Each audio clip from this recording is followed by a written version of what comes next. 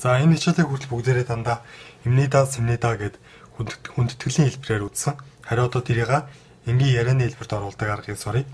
За эхлээд нэр үгний араас бол бид нар эмнийда гэж залгажсан.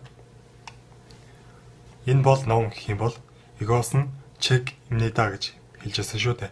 Харин энэ нь болохоор яг бүр аль биесныг хэлчихсэн. Гэт зүгээр жишээлбэл багштайгаа ч юм уу уулзаад ярихдаа хүндэтгэлийн мөртлөө жоох энгийн яриа гэх юм бол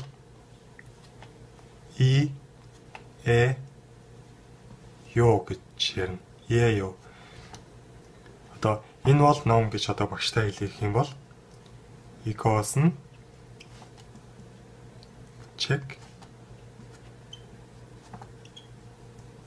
ёо гэж хэлнэ гэсэн үг. Тэнгүүдээ найзтайгаа болон өөрөөсөө дүү хүмүүстэй ярихдаа болохоор ёо гэдэг нь яа болчдөг. Тэнгүүд энэ бол номоо гэдэг юм бол эгоос нь чек яа гэдэг хэлчихнэ гэсэн үг. Асуухтаа болохоор эмника гэж асууж ирсэн шүү дээ.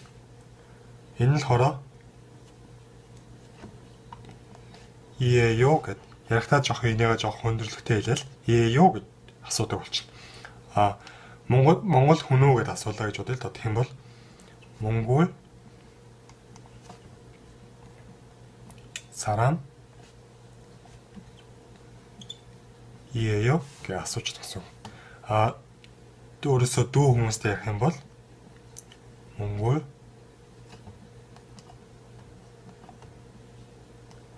саран я гэл. Тэгээ саран Монгол саран я гэж асуусан гэсэн үг. Тэр хүн Монгол хүн юм уу гэж ингээл асууж ирнэ гэсэн үг.